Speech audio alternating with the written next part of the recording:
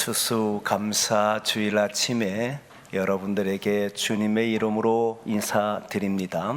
지금까지도 주님이 인도하셨고 지금까지도 지켜주셨는데 이제 2023년도 11월 달과 12월 남은 시간도 지켜주시고 보호해 주실 줄 믿습니다. 날마다 감사하는 일들이 일어나기를 주님의 이름으로 축복합니다.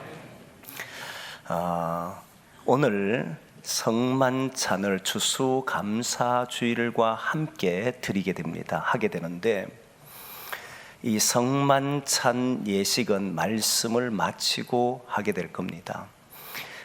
지금까지 신앙생활 하면서 언제나 고민하는 것은 과연 우리가 살아가는 이 시대에서 하나님을 살아있는 채로 경험할 수 있을까? 이게 항상 고민이에요. 왜냐하면 성도들이 하나님이 살아계심을 경험하지 못하게 되면 공허해집니다. 신앙도 활기가 없어집니다. 반드시 삶에서, 이 현실에서, 저와 여러분들이 걸어가는 삶의 자리에서 하나님이 함께 하시는 것을 경험해야 합니다. 성경은 언제나 하나님이 우리와 함께 하신다 말씀을 하셨습니다. 십자가에 달리시고 부활하시고 성천하시면서도 주님께서는 세상 끝날까지 너희와 함께 하겠다라고 말씀했습니다. 문제는 느껴지느냐 하는 겁니다. 문제는 입술로만 고백하는 것이 아닌가 하는 부분이, 실제 그렇게 느껴지지 못하면 조금 전에 얘기했던 것처럼 신앙은 공허해지는 거예요. 이런 문제로 가지고 역사는 계속해서 응답하려고 애를 썼습니다. 중세를 암흑기라고 말합니다. 암흑기의 이유는 하나님의 살아계심을 전해주지 못했기 때문입니다. 그래서 루터나 칼빈은 어떻게 하면 살아계신 하나님을 살아있는 채로 성도들이 경험할 수 있을까를 고민했습니다. 그리고 또 19세기, 17세기부터 시작해서 일어났던 자유주의 운동, 자유신학이 일어남으로 이성이 극대화될 때에 사람들은 이성으로 모든 문제를 해결하려고 했습니다. 신앙이 필요치 않는 시대였습니다. 그때도 많은 신학자들은 어떻게 하면 이 시대에 살아있는 하나님을 살아있는 방법으로 매개할 수 있을까? 이 고민이었어요. 지금도 그렇습니다. 이들에게 나타난 공통적인 특징이 있었는데 그 중에 하나가 말씀입니다. 말씀으로 그리스도는 지금도 현존하시다. 지금도 여기에 계시다. 말씀이 살아 움직일 수 있도록 해야 한다는 것이 공통적인 특징 중에 하나였습니다. 말씀에서 하나님의 살아계심을 느끼지 못하게 되면 신앙은 점점 약화된다는 것을 알았다는 거지요. 또 다른 하나는 성만찬이었습니다. 예수님의 살과 피, 마지막 주님께서 이 땅에 계시고 이제 죽음과 부활과 성천하시게 되면 이전과 다른 모습으로 제자들과 함께 해야 합니다. 그를 따른 모든 사람과 함께 합니다. 육신으로 함께 할 수는 없었던 겁니다. 어떻게 함께 할 건가? 주님께서는 우리에게 자신의 살과 피를 나눠주시며 자신의 생명을 주심으로 나는 영원히 너희와 함께 하겠다라고 하는 말씀을 해주셨던 겁니다. 그리고 학자에 따라서는 조금 다른데 어떤 이는 실천에서 주님을 현재적으로 경험할 수 있다라고 말한 이도 있습니다. 다시 말하면 주님께서 이 땅에 가난한 자와 함께 하시겠다, 소외된 자와 함께 하겠다, 약한 자와 함께 하겠다는 말씀을 통해서 주님이 함께 하겠다는 이들을 위해서 살아보면 주님이 나와 함께함을 바로 경험할 수 있다라고 말했던 겁니다. 또 다른 사람은 이제 공동체 속에서 예수 그리스도를 믿는 사람들이 모인 공동체, 교회를 통해서 바로 주님이 이 시간 이곳에 임재하신다는 것을 경험한다라고 이야기했습니다. 어떤 경우든 그만큼 주님이 살아계심을 경험하기를 원했다는 걸 알 수 있습니다. 오늘은 두 가지를 하려고 합니다. 오늘 이 시간에는 말씀과 성찬을 통해서 주님의 임재를 경험할 겁니다. 오늘 여러분들에게 말씀이 전해줄 때 하나님의 음성으로 들려지기를 원합니다. 그리고 성만찬이 이루어질 때에 주님의 생명이 내 안에 흐르기를 원합니다. 그리고 이 예배를 마치고 나가면 이제 여러분들은 교제를 하게 될 것이고, 그리고 세상에 흩어져서 각자의 삶을 살게 될 겁니다. 그때 주어진 삶에서 많은 연약한 자와 그리고 가난한 자와 소외된 자를 위해 살아보시고, 교회 공동체를 하나님 나라가 되도록 우리가 함께 걸어보게 되면 그때 주님이 우리와 함께하는 것을 알게 될 텐데, 이 일에도 저와 여러분들이 함께 쓰여지기를 원합니다. 특별히 오늘 말씀을 통해서 나누고 싶은 전체의 주제는 감사입니다. 감사라고 하는 전체의 주제를 가지고 그 부분 중에 하나인 수고와 감사의 연결고리라는 제목으로 말씀을 드리려고 합니다. 수고와 감사의 연결고리가 무엇일까? 사람들은 살아가면서 감사합니다라고 하는 말을 합니다. 그러나 감사합니다라는 말도 지금은 많이 줄어들었습니다.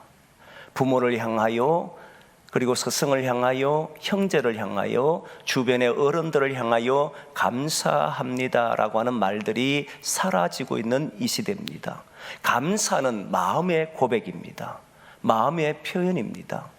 사실 물질로 감사하든 선물로 감사하든 예배 때 하나님께 헌금으로 감사하든, 감사하는 것은 마음에서 우러나야 하는 겁니다. 입술로만 할 수 있는 게 감사가 아닙니다. 그런데 우리는 살아가면서 모든 사람들은 수고합니다. 우리는 이 일을 해야만 먹고 삽니다. 이는 하나님께서 아담과 하와 이후에 모든 인간에게 내린 징계였습니다. 이걸 피할 수 있는 사람은 없습니다. 모든 이는 수고해야 되고 땀을 흘려야 합니다. 수고하고 땀을 흘리는 이 속에 우리가 감사함이 마음으로 일어나려고 하면 거기에는 연결되어야 될 게 있다는 겁니다. 그게 무엇이냐면 일반적으로 열매입니다. 수고한 뒤에 열매가 중요하다는 건 누구나 압니다. 열매가 우리가 기대한 대로 나타나면 마음에 감사함이 일어나게 됩니다. 열매는 그 사람의 수고에 대한 대가요, 그 사람의 수고에 대한 보답입니다. 그러다 보니 열매가 있으면 기쁩니다. 열매가 있으면 지난 시간에 수고했던 것을 잊어버리고 행복합니다. 나의 열매를 통해서 자녀들과 가정과 내가 살아가는 삶을 살 수 있다라고 믿기 때문에 그것으로 인해서 여러분 우리의 마음이 평안해집니다. 이처럼 열매는 많은 것들을 주는데 그것이 바로 우리를 기쁘게 하고 보람을 느끼게도 하고 행복하게도 하기도 하고 살아갈 수 있는 희망을 가져다 주기도 합니다. 그래서 열매는 모든 사람의 수고에 따른 감사가 나올 수 있는 연결고리가 되더라는 거예요. 열매가 있어야 한다는 거예요. 이거를 부정할 수 있는 사람이 없을 겁니다. 누구나 열매가 있으면 감사합니다. 바라는 대로 이루어지면 감사합니다. 모든 한 일에 귀한 것들이 우리의 삶에 나타나면 감사할 겁니다. 그런데 여기에는 함정이 하나 있습니다. 성경도 열매를 중요하게 여깁니다. 하나님이 위로할 때도 열매로 위로합니다. 농사 지은 사람 열매 없으면 낙심하는 것은 당연합니다. 우리가 수고하고 수고한 대로 되지 않고 오히려 더 악화되면 마음이 힘든 것은 분명합니다. 그렇기 때문에 하나님도 열매로 위로하는 것은 맞습니다. 그만큼 열매가 중요하다는 거예요. 하지만 여기에는 함정이 있는데 열매가 기대한 대로 계속 나타나지 않는다는 사실이, 내가 원하는 대로 이루어지지 않는다는 사실, 때로는 내가 바랐던 것과는 전혀 다른 결과가 나타나기도 하더라는 거예요. 마음에 소원하고 바랐던 것들이 오히려 더 악화되어서 질병으로 또는 사업의 어려움으로 또는 자녀들의 어려움으로 개인사의 아픔으로 나타나더라는 거예요. 열매가 계속 주어지면 감사하지 않을 사람이 어디에 있겠습니까? 하지만 그 열매는 우리의 기대하는 것과 다르게 나타날 때가 훨씬 더 많더라는 거예요. 그러다 보니 우리 인생을 돌아보면 힘들었다, 어려웠다, 아팠다 이런 말들이 많았던 겁니다. 열매가 우리의 삶의 감사의 연결의 고리지만 동시에 우리를 아프게도 하더란 사실이. 그런데 여러분, 신앙인은 수고한 것에 따른 열매가 감사의 고리가 되지를 않습니다. 그러면 우리는 때로는 하나님을 향하여 기뻐도 하고 감사도 하고 그러지 못할 때는 원망하고 불평하게 되기 때문입니다. 신앙인의 수고에 따른 감사의 연결고리는 하나님이십니다. 다른 어떤 것도 되지를 않습니다.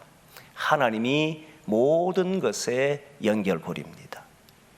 오늘 본문을 보면 이스라엘 백성들이 광야를 거니들 중 모세가 그의 마지막 순간에 가나안 땅에 들어가지 못한다는 것을 압니다. 그리고는 그를 따라왔던 모든 백성들에게 마지막 말씀을 해주는 것이 신명기인데, 이 신명기는 자신이 하고 싶었던 말이 아니라 40년 전에 시내산에서 받았던 말씀들을 재반복하는 말씀이 신명기 말씀입니다. 그 중에 모세는 많은 염려를 합니다. 하나님도 염려를 합니다. 우상을 섬기지 말라, 기타 등등 많은 염려를 하지만 그 가운데 하나가 오늘 본문에 네가 땅에 들어가서 가나안 땅에 들어가서 배부를 때에, 풍족할 때에, 네가 수고하고 땀 흘린 뒤에 많은 소득이 있을 때에 그때 네가 네 손으로 한 것처럼 말하지 말라고, 하나님을 잊어버릴까 봐 염려하노라고, 교만할까 봐 염려한다라고 말씀을 합니다.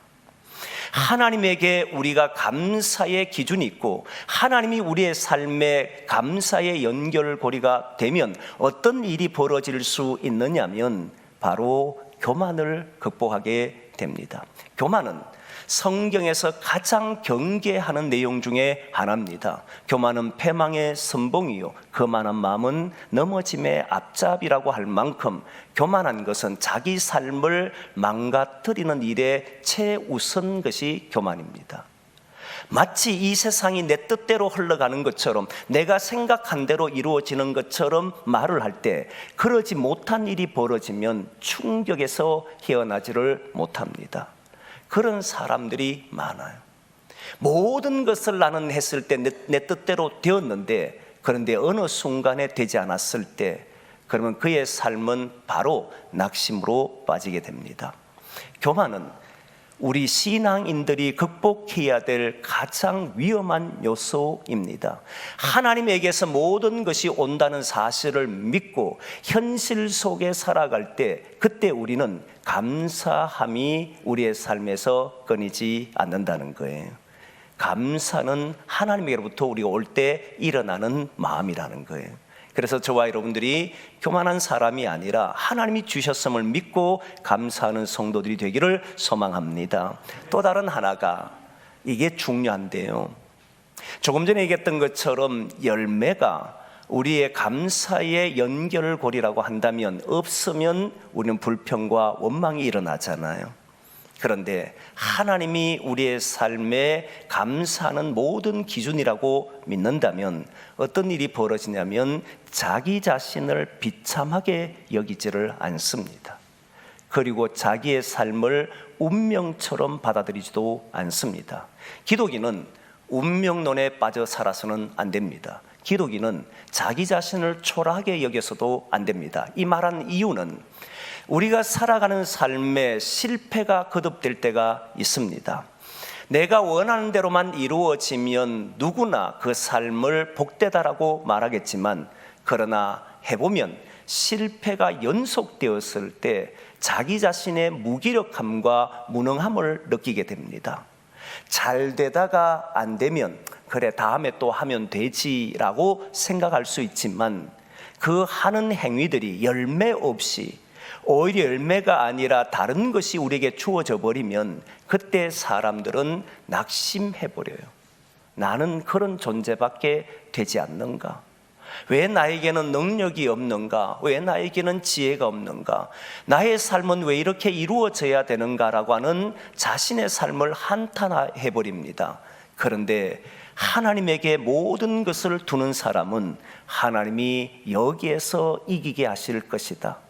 하나님이 나에게 지혜를 주실 것이다. 내 힘이 아니라 하나님의 능력으로 나는 살아갈 것이다. 이 믿음을 갖게 되기 때문에 낙심하거나 자기 자신을 포기하거나 좌절 속에서 빠져서 무기력한 채 살아가지 않도록 한다는 사실이, 신앙의 위력은 여기에 있습니다. 하나님을 우리의 삶의 모든 수고에 그 고리로 생각하고 모든 감사는 하나님 때문에 일어난다라고 한다면 자신의 주어진 삶에서 우리는 우리에게 있는 모든 것들을 극복해내고 이겨내는 줄 믿습니다. 그래서 감사가 끊이지 않는 거예요. 여러분, 주님께서 우리에게 내린 벌이 조금 전에 수고라 했습니다. 사람들은 수고하지 않으면 먹을 게 없습니다. 땀을 흘리지 않으면 먹을 게 없습니다. 자신이 수고하고 땀을 흘려야 됩니다. 이게 하나님이 우리에게 내린 징계입니다. 그럼에도 불구하고 주님은 우리에게 또다시 이렇게 말합니다. 범사에 감사하라고, 모든 일에 감사하라고. 어떻게 우리가 모든 일에 감사할 수 있습니까? 열매가 없는데 어떻게 감사할 수 있으며, 자기 삶이 초라하게 느껴지는데 어떻게 감사할 수 있으며, 실패가 거듭되는데 어떻게 감사할 수 있습니까? 그런데 감사할 수 있는 것은 주님께서 우리의 삶에 함께 하신다는 믿음 때문에, 하나님께서 여기에서 우리를 인도하신다는 그 믿음 때문에 우리는 현재의 고난 속에서도 다시 일어나게 될 줄 믿고 감사하는 겁니다. 신앙인은 다른 거지요. 마찬가지로 운명도 그렇습니다. 이건 내 삶이야. 나는 벗어날 수 없는 사람이야. 나는 이 길을 갈 수밖에 없어. 나의 삶에서는 이런 일들밖에 일어나지 않아. 나는 아무리 노력해도 되지 않는 사람이야. 이 생각 자체가 생기지 않습니다. 왜냐하면 하나님이 우리와 함께 하신다고 믿기 때문입니다. 그 믿음으로 저와 여러분들이 살아가기를 원합니다. 우리의 수고와 우리의 감사, 마음의 고백에 주님이 계신다면 우리는 날마다 감사하게 되는 줄 믿습니다. 이제 여러분들을 성만찬에 초대하려고 합니다. 여러분들을 성만찬에 초대할 때 올해는 저와 여러분들의 살아가는 모든 삶의 열매가 주어질 때도 있고 주어지지 않을 때도 있지만, 주어질 때 교만을 이겨내시고 주어지지 않을 때 자기 자신을 비참하게 여기거나 운명처럼 받아들이지 말고, 나는 주님과 함께 살겠습니다. 나 자신은 연약하기 이를 데 없고, 나 자신은 힘이 없는 사람이지만, 지혜가 없는 사람이지만 주님의 지혜를 주십시오. 주님의 생명이 내 안에 흐르게 해주십시오. 그리고 주님의 생명 가지고 능력 있게 살겠습니다. 지혜롭게 살겠습니다. 주어진 삶을 도전해 보겠습니다. 모든 길에 하나님과 함께 하겠습니다 라고 하는 마음을 가지고 이 성만찬에 참여해 주시기를 바랍니다. 주님께서는 십자가 지기 전날 밤에 제자들에게 이 성만찬을 제정해 주셨습니다. 이유는 이제 주님이 떠나면 이들과 함께하는 삶이 이전과 다르기 때문입니다. 주님이 계시지 않으면 제자들은 무기력했습니다. 제자들이 함께하지 않으면 아무것도 할 수 없는 사람이었습니다. 그러나 주님께서 그들에게 성찬을 통해서 주님의 생명을 주었을 때 그들은 자신의 생명을 가지고 사는 것이 아니라 주님의 생명을 가지고 살았기에 주어진 현실 밖에 고통, 고난 속에서도 그들은 두려워하지를 않았던 겁니다. 오늘도 주님의 생명이 저와 여러분들에게 흐르기를 원합니다. 2000년 전에 주님이 주셨던 그 성만찬이 오늘 2023년도에 맞이하는 저와 여러분들에게 놀라운 하나님의 역사로 나타나기를 간절히 바랍니다. 이제 성만찬을 위해서 우리 같이 한번 통성으로 기도하려고 합니다. 이건 누가 받을 수 있는 것이 아니라 개인적으로 저와 여러분들이 받아야 합니다. 다른 사람이 대신 받아줄 수 없습니다. 이제 성만찬에 참여할 때, 먼저 우리 기도할 때, 하나님 지금까지 주님 의지하지 못하고 살아온 것 용서해 주십시오. 회개의 기도를 하시고, 이제 모든 삶의 수고한 뒤에 항상 주님 우리와 함께 하심을 믿고 감사하며 사는 성도들이 되게 해주십시오. 이제 주님이 주시는 그 생명 우리에게 흐르게 해주십시오. 이 주님의 생명 생명 가지고 살겠습니다. 결단하는 마음을 가지고 함께 기도하고 성만찬에 참여하겠습니다. 같이 기도합니다.